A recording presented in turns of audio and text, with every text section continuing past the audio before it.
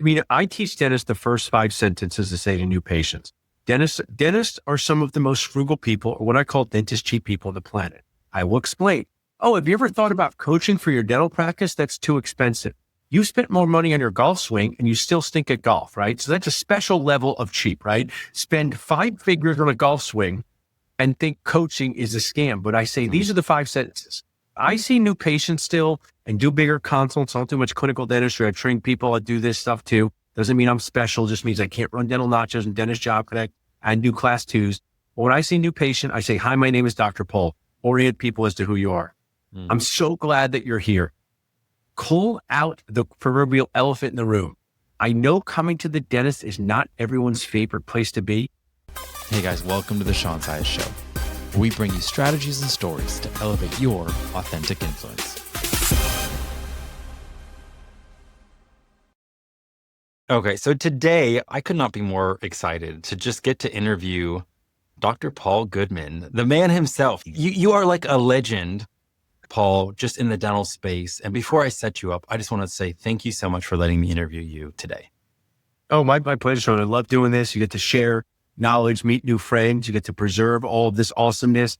I learned so much from podcasts, whether it's stuff from inside the dental world or outside. I produce a podcast, so much work goes into it. So I will share that you should be proud of yourself for doing it. I listened to a great TikTok and dads said we should change how we talk to our kids. Instead of saying, I'm so proud of you, you say to our kids, you should be so proud of yourself. And I think that goes for everyone. So I'm honored to be on.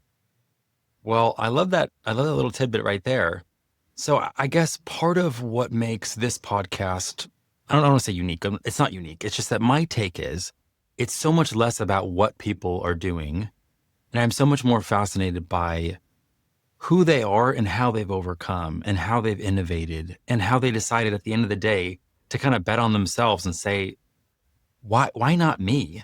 And you could just simply be a clinical dentist that has their head down, stays in the op, does such a great job. You transform the lives of your patients. Your team loves you, and that's it. But it seems like, from my perspective, that wasn't it for you. What was your journey in dentistry getting to the place where here you are running Dental Nachos, which is arguably one of the most influential organizations, groups, and voices in dentistry? Well, it all started with my failed dreams of wanting to play professional basketball. Growing up, I wanted to play for the Philadelphia 76ers, but when you grow to this size and you have this speed, you got to get new dreams, backup dreams. So I had the most amazing... Wait. Did you have a shot though? I did not have a shot at playing professional basketball. No, meaning like, were you a good shooter? Oh, actually, yeah. I have a lot of will, Doc. I can shoot NBA threes now at the age of 47, and I have to take videos of it because dentists don't believe anything, and they always want to break you down. So even my friends will say, I don't believe you. So I did play high school basketball. I was like second in the conference at shooting 3-point shots. So that's amazing. I went to Villanova, which is a great school, but one of the best basketball schools in the country. So I want to be exceedingly clear that I did not have any chance to even play college basketball, but I did love basketball. I wanted to do that growing up. But I'm a kid of the 90s from New Jersey. I'm a big fan of this guy, Gary Vaynerchuk. You probably know who he is. And, a lot of people were told during the time we're going to be a doctor, dentist, or a lawyer. And I wanted to be a lawyer for a while, like Tom Cruise from A Few Good Men. That movie, You Can't Handle the Truth. You Can't Handle, Nicholson. The show ER is very popular. So George Clooney was on ER, and I, thought being a doctor would be great, or a dentist like my dad. And I had the most amazing dad. I got to practice with him for 11 years before he sadly passed away. But he encouraged me to do whatever I wanted to do. But he did say that he enjoyed being his own boss. He only became a dentist because his dad said, you should be a dentist or a doctor. Like, he didn't have some dream growing up in the 50s that he was going to do root canals for his whole life. So I think I grew up with a very well-balanced dad where he treated his profession as something that was really important to him. At his funeral, I said my dad was one of those real people I ever knew. He took helping people seriously, but he never took himself too seriously. So I think that was a great person to learn from. So he loved helping people as a dentist, but he would say dentistry is my profession, not my hobby. So he was not the dentist in his office until 10 o'clock at night waxing teeth. He would, delegate things. He enjoyed doing it. He enjoyed being his own boss. And that was what really attracted me to dentistry, and probably a big part of what I'm doing now today, because I like being my own boss. I like creating things, but I didn't love dental school at all. So during Villanova time, I took all these courses on sociology and philosophy. I'm a good writer. I have a lot of weaknesses too, by the way. So I don't want this all to be about my strengths, but it's a good writer. my professor said, you should do more of this stuff, Paul. This is your calling. So first year of dental school, Sean, I wanted to drop out. I said to my dad, this school stuff comes pretty easy to me in dental school. Not super easy, but pretty easy. But all the hand stuff, the waxing of the teeth, it's annoying. I don't really like it. I'm not doing well at it, Dad. And he was a great parenting lesson. He said, Paul, you do whatever you want to do. If you want to drop out of dental school, that's no problem. I do want to remind you that you want to be your own boss. And I stuck with it. And I'm really glad I stuck with it because he said to me something that will hopefully be valuable to the dentist listening. And it became true. When you're in the heat of dental school and you're doing these ridiculous exercises like waxing teeth and setting teeth for dentures, stuff you never do again, there is some value, Sean, to learning a little bit about it. But the fact that dental school makes you feel like you have to be really, really good at this skill to be a dentist is just erroneous. So he said, one day dentistry will be the easy part. And he was never more right. Now, there's a lot of outside the operatory hard parts that you learn from your clients, right? Refereeing fights between your team, having to know about billing. So I finished dentals. I did the 7-year dental program. So I did 3 years of college, 4 years of dental school. So I could have saved a year of tuition. When I applied to Villanova, I was already into Penn. I really highly recommend that program. I thought it was awesome. But I finished dental school and I did a general practice residency because my dad said, you got your whole life to come learn from me and my partner. Go and learn in a supportive environment. I don't know how much context you have for dentistry in the past, Sean, but he did the Air Force. A lot of older dentists did the military. I don't know if you have heard of that. No. So after dental school, they don't really train you to be able to go out and do dentistry well. So you kind of got to do something else to get prepared for. So back in the day, he did the Air Force. I did something called a general practice residency. And that really ignited my love of dental implants. I stayed there for 3 years. I did a multiple year GPR. I learned a lot about training people. I learned a lot about dental implants, and that really kind of changed my attitude towards dentistry. So I want to let you get a word in. I happen to be a talkative guy, but that kind of brings me to the end of my dental training before I went into private practice with my dad. So at that point in time, you did go into private practice. He had a spot for you. And not really a spot. Good point, because nobody talks enough about the business of dentistry. We're in this shared workspace, right? And we wear these Nachos sweatshirts. And if we get you one, I want to get you one. People ask a lot of questions. Just today, people go, do you sell nachos? What's dental nachos? A business guy asked me this just recently. And I said, we help dentists with their careers learn how to make decisions that they don't learn in dental school. He goes, why? Because dental school doesn't teach you the business part. So my dad didn't have a true spot for me. It was because I went and learned more about implants. I could bring other things to him and his partner's practice because they didn't really have space for another dentist. I grew my own space and his partner was on the way to becoming not the partner anymore. So the transition was good. But if I went from dental school into my dad's practice, said, hey, I'm here to be a dentist, I would not have had enough patience to survive. Now, I was going to say, I interview a lot of individuals, Paul, and I'm always trying to pick up what is it that strikes me as unique, because when you interview a lot of people, there's a lot of things that are average and there's things that kind of stick out. And first of all, your ability to communicate at such a fast rate is very surprising to me. And I bet that's part of the gift of you being able to communicate. So I'm guessing it wasn't just that you could write really well. I'm sure you can also speak very well. Was that something you were aware of when you were in high school? Sharing so much. So there is a YouTube video called How to Speak by Patrick Winston. I want to give Mitchell Rubenstein credit for putting it in front of me. I had the honor and opportunity to give many, many lectures. I love being a speaker in dentistry. I did that way before Dental Nachos. It's one of my favorite things to do. And I'm not an expert speaker, but I'm an experienced speaker. And I watch this every time before I give any significant lecture. And in it, Patrick Winston starts out by saying, your success in life is related to how you communicate, which sounds just like a cliche canned thing from anyone, but he spends 60 minutes explaining to students at MIT how to present themselves for a job, how to do presentations. And that's one of the real struggles of dentists, because we don't learn how to communicate in dental school. We learn clinical skills. And the name of the game is how well you communicate to your patients, to your team, to your vendors. And I appreciate you sharing that. I work a lot on that. Actually, if you want a funny story, I was on solo dad duty. My wife is away at an awesome spa, and my 10-year-old and I were getting takeout food. And then she said, I want to be a mother's helper, a babysitter. And she said, this is a really good story. She goes, we have a babysitter. I'll call her Debbie. That's not her real name. And she goes, she's a good babysitter. But when she came, she wasn't that friendly. And she didn't talk much. And what could I do, Dad, to Like if I go to try to tell someone to pay me to be a mother's helper, and I say, I love this question. I said, the way you do this is you ask people questions they can't get wrong about the things that they love. Ask people questions they can't get wrong about the things that they love.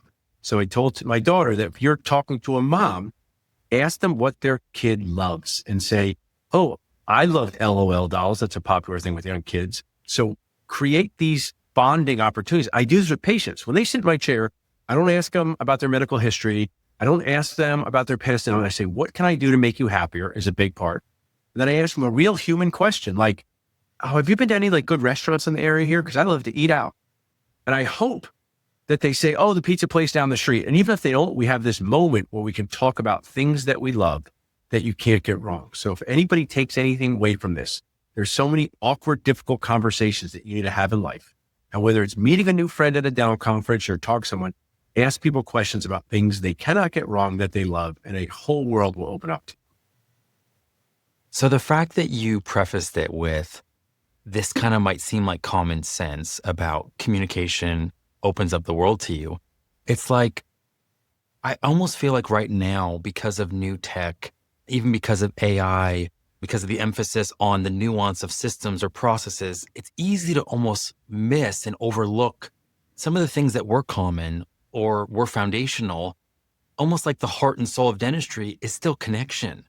And we can care so much about the nuance of this technology or implementing it the right way or trying to hit the high level outcome, but then miss the fact that we're, 16 inches away from another human that might be nervous and scared and they just want to be seen. Oh, yeah. And that's why your point is such a great one. Your listeners should pay, because nothing can replace sitting 16 inches away from someone who doesn't want to be there, doesn't want to pay for it, and likely thinks you're scamming them. Okay. So there's a big kindness movement. Have you seen this? Kindness, world needs more probable people, but not for the dentist, because it is acceptable for a new patient to come into your office and say, I just want to let you know I hate the dentist. And I say, I just want to let you know you could have kept that in your head. And even though we laugh it off, that stuff, John, is one of the reasons why I don't know if I would recommend this career to my daughters, because you are sitting there with people that you are literally trying to help chew and smile. Chewing and eating food, their favorite thing on earth, and they are nervous, they're angry. And if you cannot figure this out, you have a long career, no matter how good you are with your clinical skills. So you are right. You can't replace sitting in front of somebody and getting them to open up, getting them to trust you, getting develop confidence in you, how to use social proof. And this is the courses that should be taught in dental school along with your clinical skills. Because I do these polls on Nachos and I say, what's more important, clinical skills or communication skills? And I choose words carefully. More important. Both are important. And the answer is communication skills, Sean, because without them, you can't do your clinical skills. I agree. Without them, the patient doesn't say yes.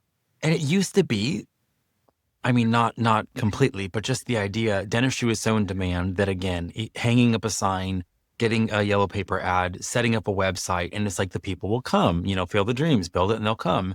And now it's like, well, patients have options. And it's amazing how patients, as humans, make human decisions based off of how they feel and whether they feel connection and whether they feel like they belong. And it doesn't mean that we're trying to sacrifice great clinical outcomes, but it can't be at the expense of the non-negotiable, which is the human component of it. And I was just lamenting with a dentist, it must be a tension though, because if you're empathetic or you care and you have compassion in your heart, that means to show up as a human, you have to show up with some measure of vulnerability. Yeah. But then all of a sudden there's that person that doesn't care and they're wounded. And because of their woundings and their experiences that may not have been positive, they take that pain and maybe try to hurt you with it.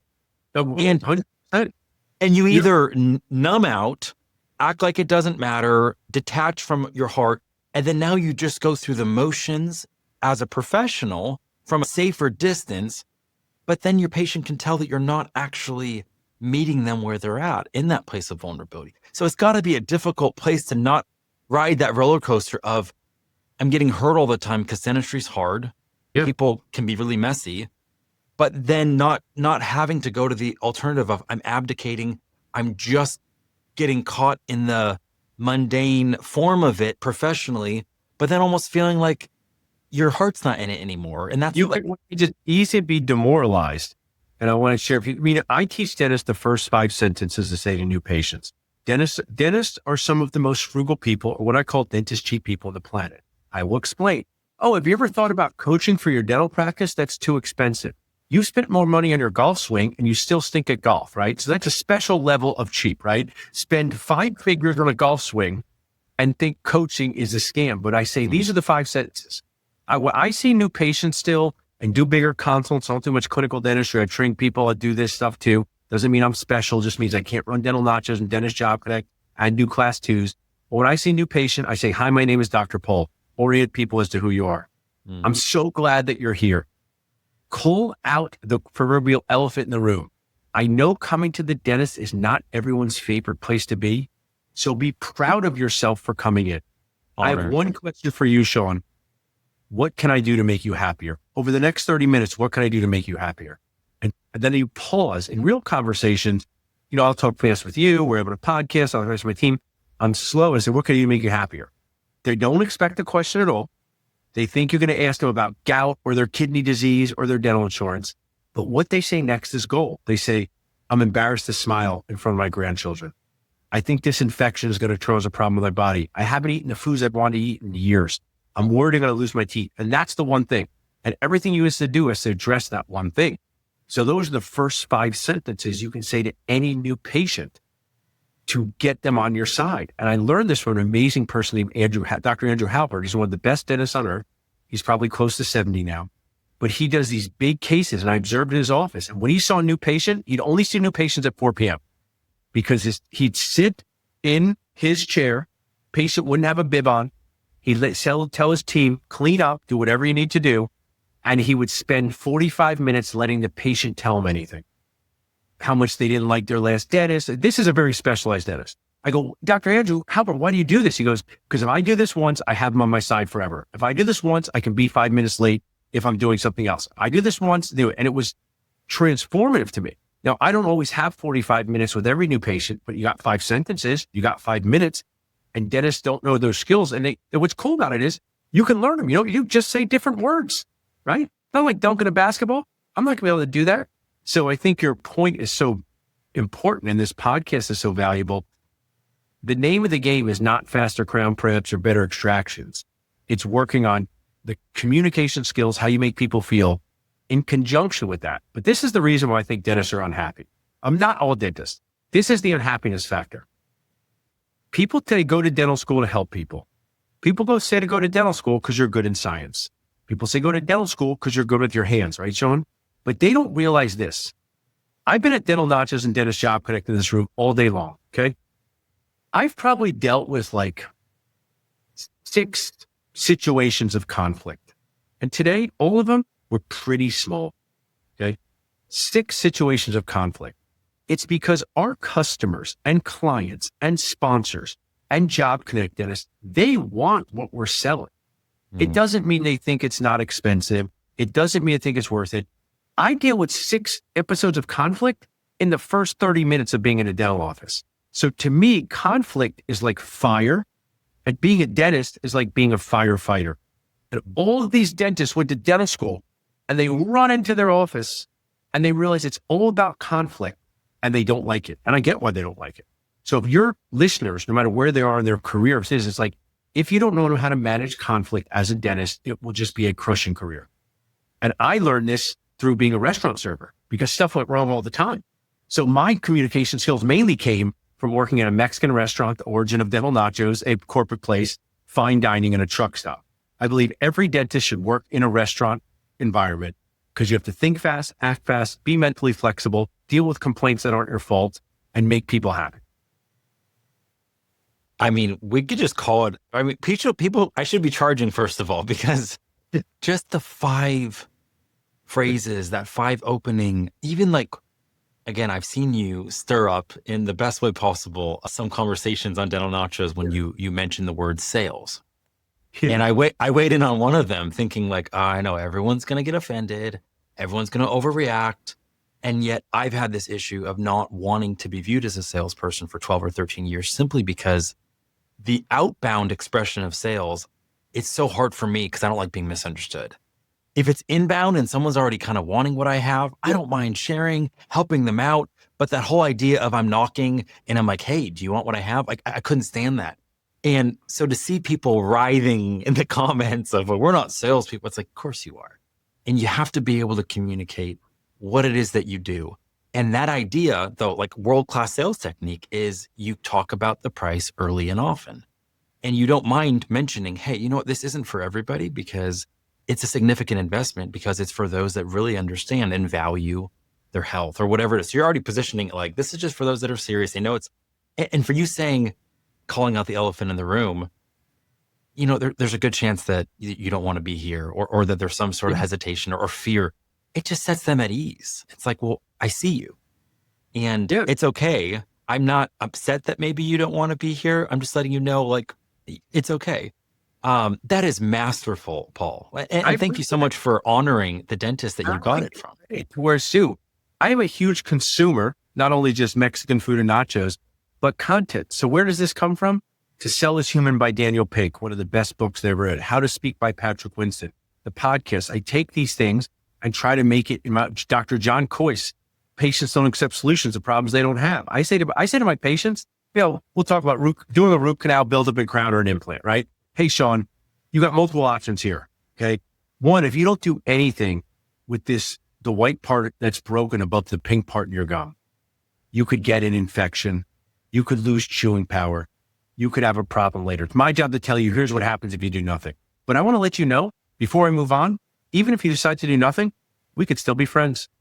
And people laugh because nobody thinks of being friends with their dentist. And people text me from across the country, go, I just said that even if you decide to do nothing, we could still be friends, like Paul. And the patient laughed and go, yeah, because you're talking to him like a normal person. And when I talk to, then I go through, okay, you can maintain the tooth, you can remove the tooth, replace it, you can do this. That's less important than that first line. And I had a dental assistant once who worked with me for the first time. I did a patient interaction. I put her in the chair. I said, what did I do different than other dentists that you've worked with? She goes, I've never seen a dentist talk to a patient like they're friends with them. And that's how I talk to people. And some people go, do some people not like it? I go, yeah, raving fans. John Coyce makes his team read it. If people don't like my friendly, we're friends, joke around attitude, there's so many other dentists out there. I don't need to change my style for that. It doesn't mean my style is right and someone else's is wrong. But my motto is everything that matters needs a system, and everything matters, right? Everything matters, from how you clean the bathroom to how you talk to patients. And I don't let people dictate my systems. I let myself create a system that I want to be part of, and then be committed to it and make changes. You know, this is a good example. I know I'm rambling, but dentists get mad when they get one bad review. And I get mad too, right? I don't really change anything unless I get 10 bad reviews about the thing. Because the 99 people who like it don't often stop to write a review. So dentists say, oh, someone got mad they had to pay ahead of time. We should never make someone pay ahead of time. I go, what's wrong with you? You crazy dentist? That's just one person who's being cheap. So that's some of the things. I mean, I appreciate you sharing that these are good tips, but I've developed them by learning from other people. And I encourage anyone who's a dentist, works in a dental office, consume all of this stuff, read books, practice, because you can create a career of your dreams instead of your screams. If you do this, if you don't, it can just be a long, difficult career. So I've kind of wondered over the last few months, since this has been scheduled, but it was kind of scheduled out, like who is this like enigma that is Paul Goodman? Because I've seen you from afar. I've seen you at a few trade shows, you know, where I've handed you a brush and we've had a little moment, and you're with your family. You're just a approachable, honest guy. You don't have pretense about you. And yet now I understand why you're doing what you're doing. And I fundamentally believe you're incredibly smart, but it's not a measure of intelligence. There's so many smart people out there that are too afraid to actually step up and lead. And here you are, caring about people in a simple way, communicating like a baller, like just a boss. Like, I mean, and at the same exact time, almost just being unafraid to lead and just be like, hey, you know, this is where I'm going. I want to help people out. Do you need help? And not overthinking it, not complicating it. And it's like, I don't know. I'd love to hear, like, what was the genesis of Dental Nachos? Was it something where it's like, I mean, I'm a big like system person. So if it doesn't help, it doesn't matter. That's what we say. Once you've done something that you identify as help, from dental implants to finding people a job, be proud to share and sell that help and have as much fun with your team as possible along the way. Those are my 3 things. So I appreciate sharing that. So I always wanted to teach dental implants. I always wanted to lecture. Roger Levin, John Coyce. I got a chance to lecture at the Great New York Dental Meeting. I've taken a lot of speaker training. So all these things are all the result of training. Practice them. So but also investing in yourself. Yeah. I mean, I'm someone who, this isn't always the best trait, but like, I don't negotiate. I don't try to be cheap. I just find out who's good at this and how can I help learn from their goodness, right? It has to fit. So I got a speaker trainer in 2007 to speak at the Greater New York Dental Meeting. So I'm practicing as a dentist 3 days a week, 4 days a week, working with my dad. We bought a second practice. We brought specialists in. So I just thought I'd be Paul Goodman, the dentist, who also did some consulting and speaking. Just like many amazing dentists in this world, I would want to make it my own way. Hey, I'll teach people implants. I'll help some people with their office systems, and I'll grow some other practices, right? So in 2017, I'm sitting there after being part of dental Facebook groups, and I said, I'm pretty opinionated, and maybe I'm a little overbearing in certain groups. So if I made my own group, I could say what I want. And I mean, I don't think I was like mean or anything in those groups. I never do that. But like, I was like, I can be a lot. I'm like a friendly tornado. So I said, let me make my own group. And my wife's sitting there, and I said, what should we call it? And one was called at the time Business of Dentistry, Dental Hacks, other stuff. So she said, well, you're a broker, you're a speaker, you're a dentist, you love Mexican food, you worked in a Mexican restaurant. Why don't you call it Dental Nachos? It has the metaphor of nachos are messy, but they're also meant to be shared amongst friends, right? There's a funny comedian, I think it's Nick Swartz, who said you'd fight your grandmother for the last nacho chip on the plate. So just the act of eating nachos with people, it's a whole thing, right? Which chip do I take? It gets messy. So what's interesting about this, Sean, I don't want to tell you, is like, so I make this group on Facebook and I add some friends to the group, right? And it says Dental Nachos. We're here to talk about practice management, getting along. I did create this little study club called the Rising Dentist Study Club. And our mission was, if dentists were nicer to each other earlier in their career, maybe they would be friends later. So it did have this Mr. Rogers vibe. I had no idea what was going to happen. I thought maybe 1,000 people would join it. Well, anyway, all these people join and they're just posting pictures of their nachos. But that's pretty sticky marketing wise. I would be walking to Philadelphia, my phone would go off and they go, Paul, I'm eating nachos, but I don't think these nachos are worthy of the group, but I want to text them to you. So it took this very fun thing and put it in Facebook. And I think the name itself, even to this day, people ask about it. So if I'm growing this Facebook group and it's fun and I'm managing it, right? A few thousand people are there. So Kettenbach, one of my original sponsors, who would sponsor in-person events, I go, man, they pay like $500 for this table on an event. Maybe they want to sponsor my Facebook group. Okay. I said, maybe I could talk about Silza on my Facebook group, and maybe I could create like a virtual world where people could learn from it. And that was the first real sponsor of my Facebook. Like Seinfeld, yada, yada, yada, like 2024. Our amazing sponsors are what support our free community. I've done many videos on the free parks in Philadelphia. I go to these parks, Sean, with my dog. They don't charge me anything. I go to these parks with my daughters. They don't charge me anything. They made free parks. These dental Facebook groups are free parks. Sponsors support the free parks, just like those stands that sell beer and flowers on the weekend. So that was the model. I met Aldana Ambler, she is the reason Dental Nachos exists as a business.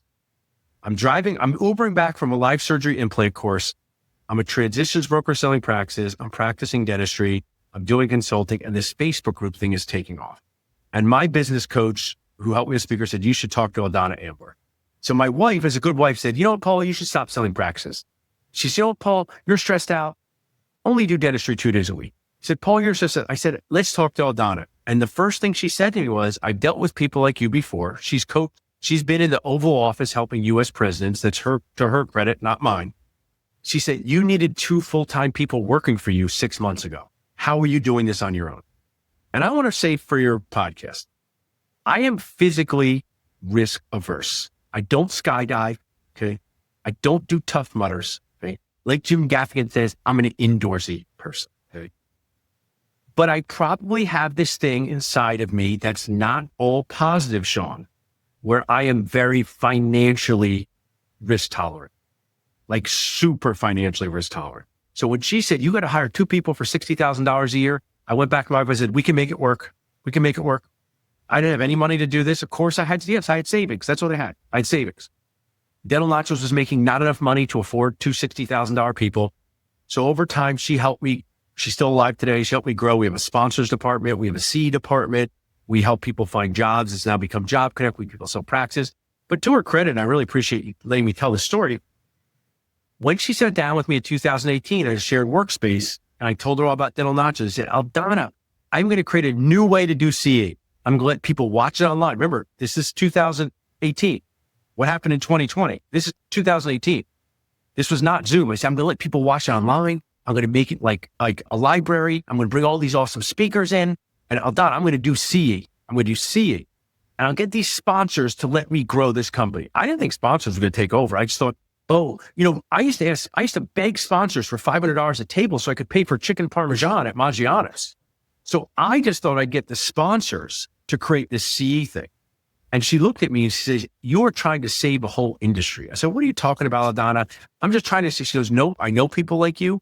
You were trying to make things better for people. I see people like you. And a lot of times she was right. I was trying to be 7 years later, want to be part of the solution to making dentistry better, not the only solution, but I talk about working interviews. I talk about dental school debt. I try to help people make better decisions. So I didn't see inside of myself, but what I'm most proud of is the sponsors, the CA, all this has allowed me to create a free world where dentists can go to for help, like Google or Reddit. And best of all, Sean, become friends with each other through Dental Nachos, because in this video that I did once, my closing line was, nobody likes the dentist, so we may as well like each other. And that's probably the main thing I really want to get across. But even just kind of bringing just joy and connection to dentistry, like dentistry is hard. I been a small business owner, and I'm like, wait a second, the same difficulties I have as a small business owner, a dentist has, except I don't have any of the clinical liability, and I'm not a surgeon, and I don't serve people that don't want to be, meaning dentistry is uncommonly hard.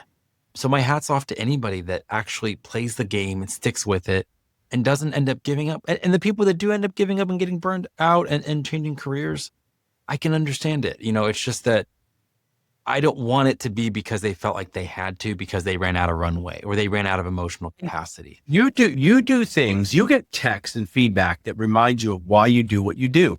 And as a dentist, there's a lot of patients that complain, but it's that one patient who said, Paul, I'm glad I invested in implants because now I'm proud to show off my teeth. And I have a patient who did implants once whose wife said he wouldn't be alive if he didn't meet you, Paul. He had high blood pressure. He didn't take care of himself. So those wins, don't ever forget about those wins. I call them SOAs, or sense of accomplishment. You have them, dentists have them, but running a giant Facebook group for dentists is, it can be frustrating at times, okay? Because dentists are like kings and queens of their own castle, like Game of Thrones, and they think, why can't I say whatever I want to say whenever I want? I go, that's not how so there are some challenges. But when I got a text today from a dentist who came to our Super Dentist Boost camp, and she said, I feel like once I did Super Dentist Boost, I'm part of the cool kids club. And once you're in, a whole new world opens up to you. So we do this Super Dentist Boost C experience. I bring in these amazing instructors from all over the country, business people, the D Fish of the world. I bring these dentists who want to own practices.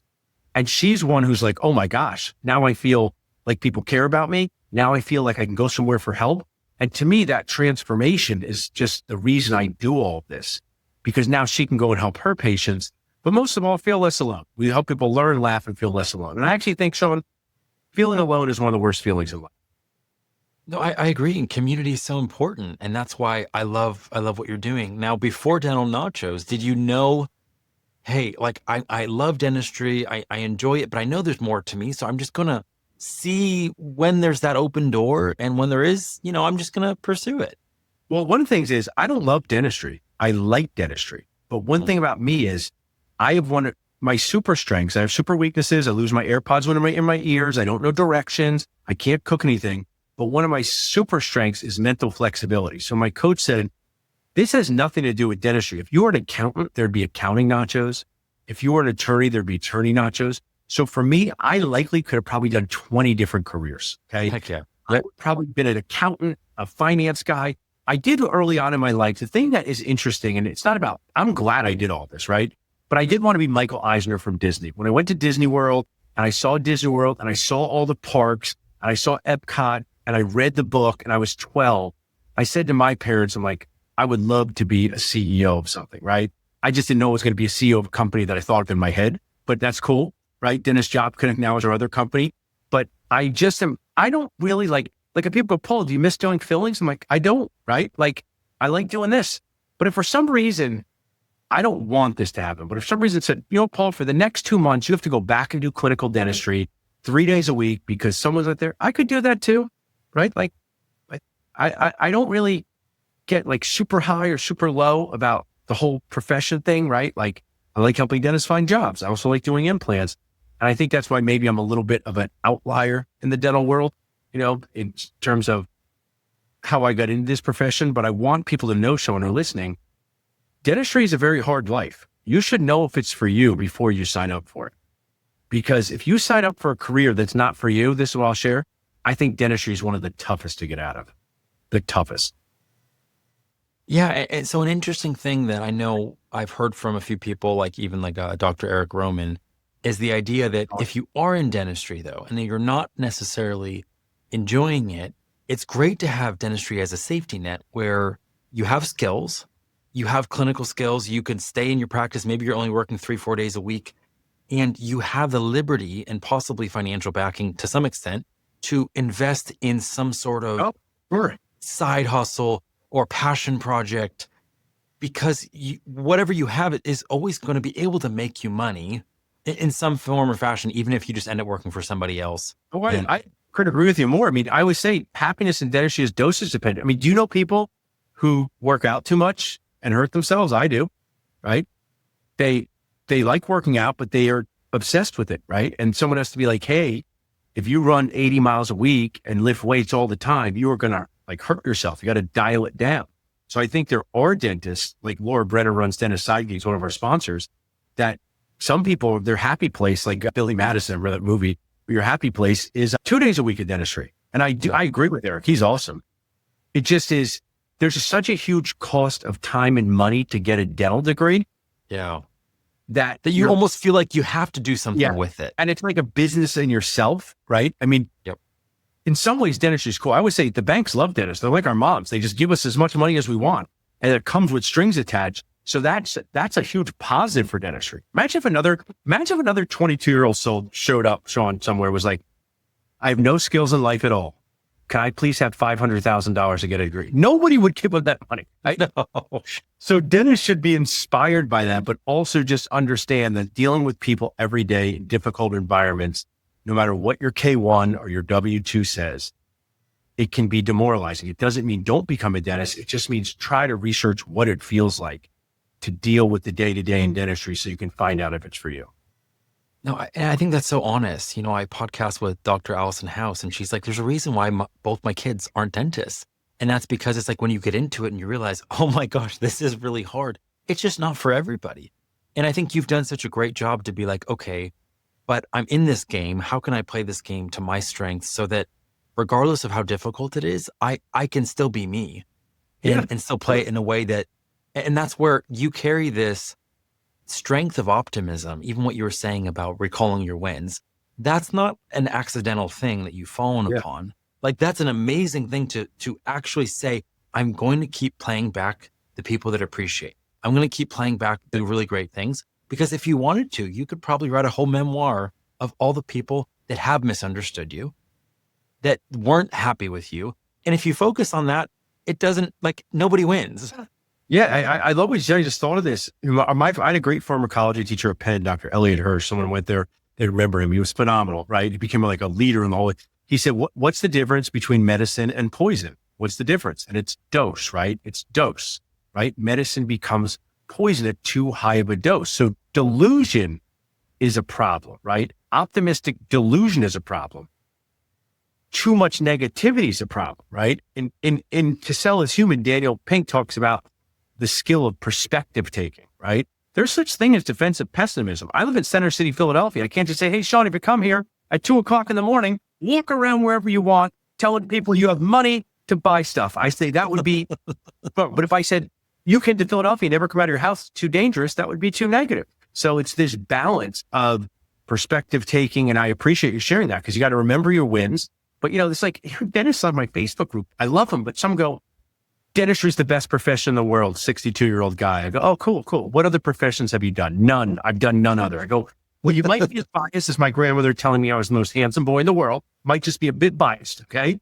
And then other people say, dentistry's terrible. Don't go into it. That might be too extreme. So my hope is Dental Nachos provides so many different voices so people can make the best decision for their career. So my fascination is so much about like, here you are, you gave yourself permission to just follow, I don't know, your interests, follow your heart, take the risk. Like you said, you weren't afraid to just go, why not? Was there ever a risk you took or a decision you made or an investment you made where you're just like, oh, wow, that just really didn't pan out? Well, the answer is in building companies, you have to do the bootstrap thing. Nobody gives you like loan for the thoughts in your head, right? Yeah. So I would share in building things. I sometimes become overly enthusiastic about spending money on like, this marketing thing is going to work. And I wish I had someone help me pay attention to my numbers more. Mark Costas with the Dental Success Institute, Dental Success Network is a sponsor. My regret in life, people go, I got no regrets. They go, you're a liar. I had a dumb haircut in college. My mom said it was dumb. It was dumb. Okay. I regret. My regret as a dental practice owner was I didn't have somebody help me examine my numbers early enough in my career to understand insurance and things like that. I was investing in team culture. I was investing in systems. In entrepreneurial world, some regrets were using capital in a way that was overly optimistic and put me in a anxiety-filled capital. I always say this all the time. I've never really laid awake at night wondering how I'm going to pay my dental office team. I've done that a lot over here in Dentist Job Connect and Dental Nachos world. This is not for the faint of heart. It's financially risky. Running companies, though, like I would take Dental Nachos and Dentist Job Connect all day long over dentistry. So I give my dental people a ton of credit. The fact that you have dental assistants and front desk team member in your entire organization.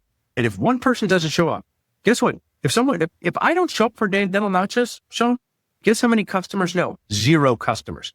If your dental assistant can't get there because their child's sick, because it's true, and they can't assist your specialist, the whole thing can collapse. So the complexity of running a dental office, I believe, is much higher than this over here. But I would say that if anybody wants to take from my mistakes or drop nachos, at times early in my entrepreneurial journey, I'm sort of like, it'll work out. I can invest in this marketing thing. We can go to this event.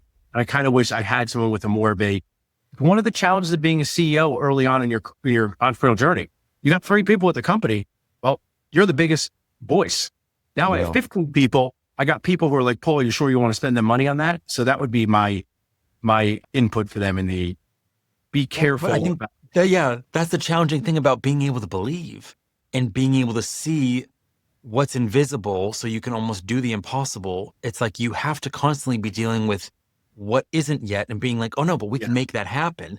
And just every now and then we can't prognosticate that well.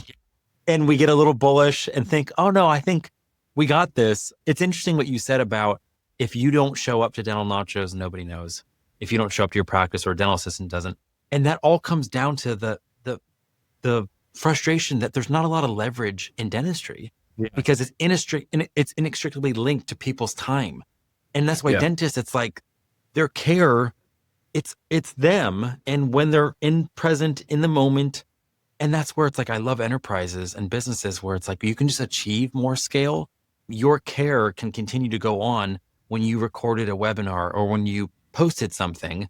You post one thing and that continues to be interfaced with all these people. So your influence gets to be increased simply because you can utilize leverage. I think that's amazing. What's next for someone that's a visionary like Paul Goodman? Nice. I appreciate it. Well, what I really do, I'm a creator, right? With all this stuff. So Dentist Job Connect used to be part of what Dental Nachos has done. And Dentist Job Connect helps practice owners find associates in an affordable and amazing way. We work with recruiters, but for context, to hire an associate dentist full-time in your office, you might pay between $15,000 to $30,000. And guess what? That's totally normal for someone who's going to make $150,000 to $200,000. In real business world, dentists, not our fake world, paying 10% of someone's first year salary to recruit them into your organization is totally normal. Okay. But my dentists, they're special people, right? So we created a program where for $1,500 to $3,000, we can help amazing practice owners hire awesome associates, be able to help everyone from people own 20 practices to people hiring their first associates. So that's a big part of what's now next for us. And then my Super Dentist Boost Camp, I believe that even though I do everything online, I love face-to-face interaction. But dental events have not done themselves any favors because they tend to be, they have RTC-itis, Sean, resistant to change-itis. I know people like this. So some of these big events that ask you to sponsor and they don't get a lot of dentists there and they're not very vibrant, I think they're going to go away, which I don't think is good for our profession. So I want to be part of creating this experience with Super Dentist Boost Camp and really growing that. I would love to bring them at some point to other places around the country, get other, and I don't know, have you ever seen like Barry's Boot Camp, like the exercise class? Yeah. You heard of that? Yeah. So like, Barry's, they started with one Barry's Boot Camp and then they got to make other ones, but what they need is instructors. So I think part of my thing would be, I have this great teaching team. I would love if there was a Super Dentist Boost Camp of Austin, Texas, a Super Dentist Boost Camp of Boston.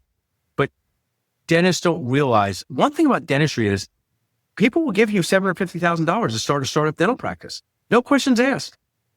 To do these things and make these things grow, there's a lot of financial circus tricks that have to go along with it. So that's some of the challenges. But I would say those are the things. Really focus on growing Dentist Job Connect and building our Super Dentist Boost brand. So even that, Paul, like I feel like I had to say Dr. Goodman there. It just felt like it would fit though. Oh, great. How did you evaluate? Like, because again, I have a feeling you are an idea guy and you're a visionary, so you can see things that don't exist yet. How do you know when to say, you know what, not yet for this? Is it because you're constantly hearing or seeing kind of the pain or where the problem is and you can bring a solution? Like, what would be one of the frameworks or criteria you use to evaluate, is this a good time to pursue an idea? For those that might be on the sidelines right now and they're like, look, I have an idea, Paul, but I don't know, like, when do I go all in? I actually think this is something where dentists and entrepreneurs, dental practice could unite. It's two words, team bandwidth, right? So I have these team, you saw one of these amazing people grab their stuff on the way back. I heap so much on them with my ideas. I can get a sense when people are overwhelmed, it's not good for anyone, right? Even if they're overwhelmed with awesomeness, Philadelphia is this world-class restaurant scene. And you go to an amazing restaurant, like, why don't they just cram in more people? Why don't they just have more tables? Because even if you're delivering awesomeness, you can just stress your team out. So team bandwidth is a big part of that. I think can't build anything without an amazing team. And, in dental world, Sean, you can go hire a dental hygienist from hygiene school. Over here in fake made up company world, in my mind, no one went to Dental Nachos University. So the challenge is extracting, dental pun intended, these amazing people. Is college, I think next episode, is college a scam? Most people work for me got great college degrees. I just want to let you know, none of them studied dental nachos in college, right? So it's that uniqueness of finding team members from lanes that don't specifically exist to help you grow. So that would be my thing. Team bandwidth is right. That's what I tell anyone. You want to buy another dental practice? You got an associate? No. You got a good office manager? No, don't buy it yet because you're going to cause too much stress. Your team bandwidth has to be ready for growth. Okay, so if I'm a dentist and right now, I don't know, I'm not super fulfilled, let's say, in the practice. I don't love it like you. I like it. It's been somewhat good to me, but it's this love-hate relationship. And maybe there's this kind of dream in my heart that I keep, I don't know, that's maybe nagging me. But for some reason, I just keep staying on the sideline because I'm thinking, why me? Why now? Like, who's to say this is special? There's no guarantee that this is going to work if I try it. I could fail. What would you say to someone like that? So Rob Montgomery, my own podcast partner, dental focused attorney, I asked him for advice building this stuff. And he goes, Paul, you have to replace yourself. So I had to hire associates. My advice is hire an associate dentist for a year, give them a part of your schedule, open up 2 days a week and see what happens. And if it's going to crush your family financially, then you're not in a space to do it. But most dentists have saved plenty of money. And even though it's stressful, if you hire an associate dentist for 2 days a week to take over your schedule, so you can go do something else, fill in the blank, build business, learn new language, travel more, take more CA, and then see what you feel like after that year. To me, I think it's the most responsible way to figure out what else you could do in this life besides being attached to the chair. So what is it that you do daily that gives you the most energy, Paul? I'm just like one of those people who's like ultra extroverted. I get energy being around people. The days go by fast. I love with new ideas. So for me, it's those being able to help people who need help, right? And that goes for dentistry too. And just really creating new ideas with my team. I love being part of a team. I love that they get to live. I mean, I say this all the time. So I know we're coming up towards the end, but hey, dentist, even when you are down and distraught and demoralized, there's probably like 8 human beings that count on you for their livelihood. There's probably like 8 human beings whose family eat food because of you, and take that seriously. And it's awesome that you do that. Like when people like poke at me for running these things sometimes, I've hired like 15 full-time people through Dental Nachos and Dentist Job Connect. And I'm like incredibly proud of that, right? Like these people have careers through that. So that gives me energy that I've created lives for my teams and get to help people along. So if I read between the lines right there, you're saying there are times though when you are misunderstood. Yeah, right. Because people are misunderstood when they're confused from a treatment plan to this. You don't say, I'll tell a quick story. I don't say the person's name. Glenn Vo. You know Glenn Vo? Guys built a giant organization. Awesome guy, nifty, thrifty, written books. I spoke at a conference in 2018. He had a Facebook group. I had a Facebook group. He came to see me speak. It was on selling practices. He came up to me after the lecture. And he said to me, hey, Paul, I know we don't know each other. I thought I was not going to like you, but after I heard you speak, I like you. I go, why'd you have to say that first part, Glenn? He goes, because when you post online, sometimes it's like irritating, right? But it's because I'm just bringing things to people that they should think about, right?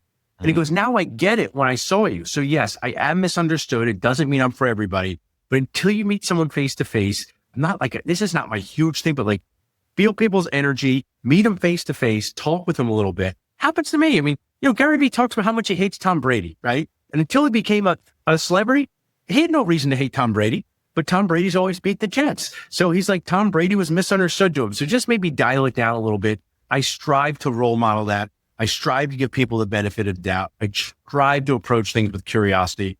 And a cool world opening up to you when you can do that. I've actually found that some of the people that I'm initially offended by or don't always jive with, if I go a little bit deeper beyond the first layer that's superficial, they're some of the people that I appreciate the most. It's almost like I just have to get past that one superficial where I realize, wow, look what they're doing. Look at the impact they're making. I'm actually a big fan instead of initially being like, I don't know, maybe threatened, maybe just to be honest. Like sometimes I get threatened because someone else is just doing a great job or they're showing up in strength. And the leader is often misunderstood because leadership decisions are never perfect.